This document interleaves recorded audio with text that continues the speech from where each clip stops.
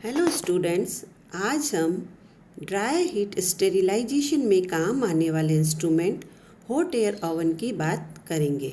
हम इसका principal, construction, operation, use और फिर पॉइंट्स ऑफ अटेंशन को डिस्कस करेंगे। तो सबसे पहले हम इसकी बनावट या कंस्ट्रक्शन की बात करते हैं।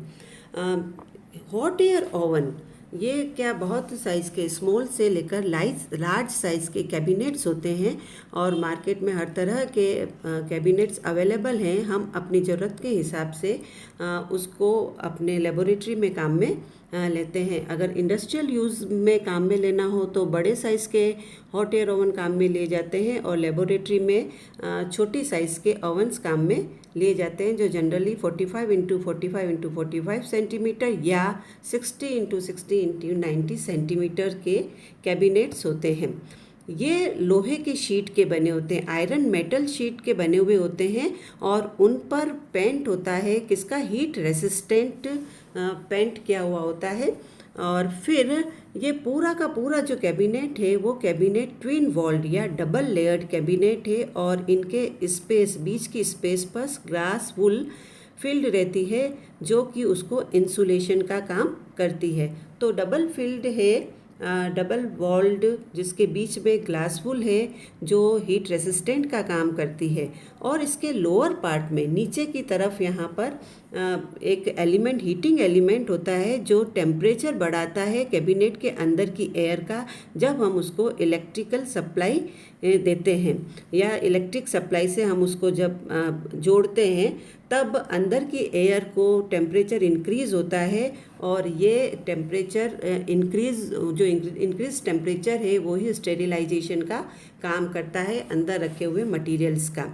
तो इसके अंदर हम देख रहे हैं कि जो इजी स्टैकिंग के लिए स्लाइड से ये यहाँ पर ये कुछ इस तरह से, ताकि मटेरियल्स को अच्छी तरह से रखा जाए, तो कुछ शेल्फ्स बनी हुई होती है और ये शेल्फ्स एडजस्टेबल होती है। हम अपने जो मटेरियल रखना है उसकी साइज़ के हिसाब से इसको कम या ज़्यादा कर सकते हैं या हटा सकते हैं, वापस ऐड भी कर सकते हैं। और ये परफोरेटेड मटेरियल की बनी हुई होती है ताकि एयर आसानी से पूरे के पूरे कैबिनेट में सर्कुलेट हो सके। और फिर इसमें एक प्रोविज़न है ऊपर की तरफ, देखिए हम यहाँ देख रहे हैं, यहाँ थर्मोमीटर का प्रोविज़न होता है। ये थर्मोमीटर टेम्परेचर मेंटेन करने के लिए या टेम्परेचर को इंडिकेट करता है। ये पूरा का पूरा डबल वॉल्ड या ट्विन वॉल्ड स्ट्रक्चर है, ये वाला सारा का सारा ट्विन वॉल्ड स्ट्रक्चर है जिसके अंदर ग्लास वुड भरा हुआ है। ये शेल्फ्स हैं, ऊपर थर्मोमीटर है और नीचे की तरफ इसमें नॉब्स हैं तरह तरह के, जिससे कि हम इसको कंट्रोल कर सकते हैं। तो ये टेम्परेचर रेगुलेटर भी है इसमें, जो टेम्परेचर को कंट्रोल करता है। फिर इसमें मेन स्विच है जो ऑन ऑफ स्विच है, टेम्परेचर रेगुलेटर है, ऑन ऑफ स्विच हैं इसमें।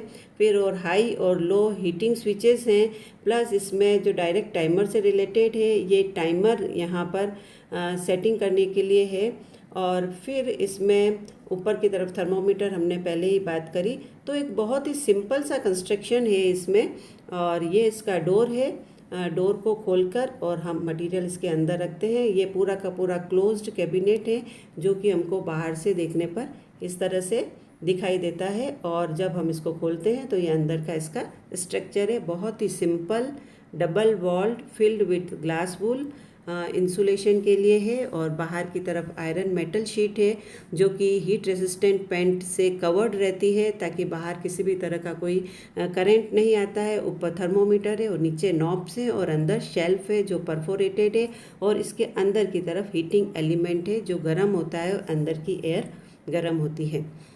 आगे हम बात करते हैं इसके प्रिंसिपल की। तो hot air oven simple principle of dry heating पर काम करता है, जहां temperature of the air is raised by heating elements connected to electrical supply. Dry heat sterilization is applicable to anything which is sensitive to dry heat and which will not deteriorate, ignite, char or evaporate at high temperature.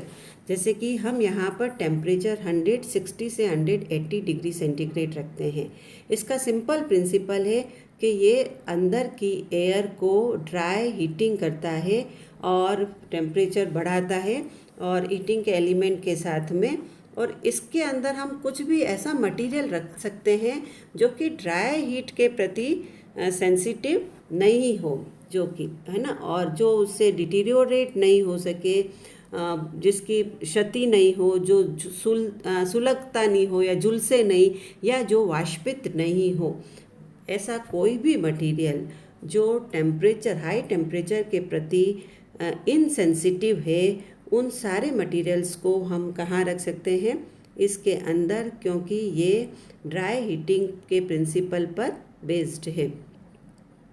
Then operation, हम इसको कैसे काम में लेते हैं, इसका संचालन कैसे करते हैं। तो सारे के सारे glasswares, glass, petri dishes, metallic tools, forceps, scalpels, scissors and other vessels after their washing are placed in an oven. A temperature range of 160 to 180 degrees centigrade is applied and door is closed. Generally, an overnight exposure of glassware and metallic tools is sufficient to kill even the most stubborn microbes. वो सारे के सारे tools जो किसी भी तरह से temperature sensitive नहीं हैं, उनको हम इसके अंदर रख सकते हैं। हम वॉशिंग के बाद में एम्प्टी ग्लासवेयर्स को भी इसके अंदर रखते हैं, और टेम्परेचर की रेंज 160 से 180 डिग्री सेंटीग्रेड ओवरनाइट एक्सपोजर अगर करते हैं तो कोई भी माइक्रो ऑर्गेनिज़म, बहुत से स्टबर्न माइक्रो ऑर्गेनिज़म भी उसमें मर जाते हैं। इसका यूज़ है, the oven is used for sterilization of those articles which are not affected by very high temperature. Dry heat is suitable for glassware, instruments and metallic tools. इन चीज़ों को हम इसमें रखते हैं। नाउ पॉइंट्स ऑफ अटेंशन, इसमें ध्यान देने वाली क्या बातें हैं। तो the chamber door should not be open until the chamber temperature has come down to below 60 degrees centigrade. Glassware may crack if air is let in suddenly while it is still very hot. कभी भी, हमने पहले भी autoclave में भी ये बात करी थी, हम यहाँ भी ये बात कर रहे हैं कि जब तक कि टेम्परेचर स्लो डाउन नहीं हो जाता है, 60 डिग्री सेंटीग्रेड से कम नहीं हो जाए, तब तक हमको इसको डोर को खोलना नहीं चाहिए, क्योंकि जैसे ही हम डोर को खोलेंगे बाहर से एयर अंदर की तरफ जाएगी और फिर वो ग्लासवेयर को उसके, क्योंकि टेम्परेचर डिफरेंस तुरंत होगा तो उससे ग्लासवेयर क्रैक होने की संभावना बढ़ जाती है, क्योंकि अंदर एकदम गर्म है और बाहर से ठंडी हवा अंदर की तरफ एंटर करेगी अगर हम एकदम डोर को खोल देंगे जब वो 160 से 180 डिग्री सेंटीग्रेड टेम्परेचर मेंटेन किया हुआ है। जब टेम्परेचर कम हो जाता है, जब टेम्परेचर 60 डिग्री सेंटीग्रेड के आसपास आ जाए, तब ही डोर को खोलना चाहिए, अदरवाइज ग्लासवेयर क्रैक हो जाएंगे, तड़क जाएंगे। और graduated glasswares should not be kept in oven as due to high temperature in glass the glass में expand bringing error into measurement. मतलब कोई भी जो मेजरिंग सिलेंडर्स हैं जिससे हम मेजर करते हैं, हम जिसको नापने के काम में लेते हैं, ऐसे कोई भी ग्रेजुएटेड ग्लासवेयर्स को इसके अंदर स्टेराइल होने के लिए नहीं रखना चाहिए, क्योंकि हीट के साथ साथ उसमें एक्सपांशन होगा, ग्लास का एक्सपांड हो जाएंगे तो मेज़रमेंट हमारा बिगड़ सकता है। सपोज़ कि हमको 5 ml लेना है तो हो सकता है कि वो 5.3 ml मेजर करे, तो हमारा वो जो सिस्टम है वो थोड़ा सा चेंज हो जाएगा। इसलिए हमको ये ध्यान रखना है कि ग्रेजुएटेड ग्लासवेयर्स को इसके अंदर बिल्कुल भी नहीं रखना चाहिए। तो ये एक सिंपल सा इंस्ट्रूमेंट है जो ड्राई हीट स्टेरिलाइजेशन में काम में आता है।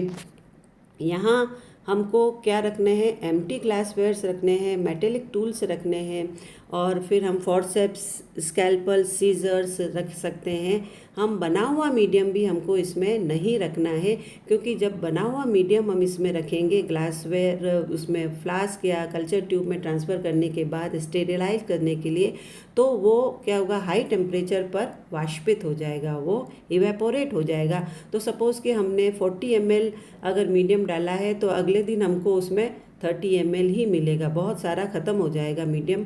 तो इस मीडियम को भी इसमें स्टेरिलाइज नहीं करना है। मीडियम स्टेरिलाइजेशन के लिए हमने दूसरा इंस्ट्रूमेंट का नाम लिया था, जो इंस्ट्रूमेंट है ऑटोक्लेव, जो कि स्टीम स्टेरिलाइजेशन पर वर्क करता है।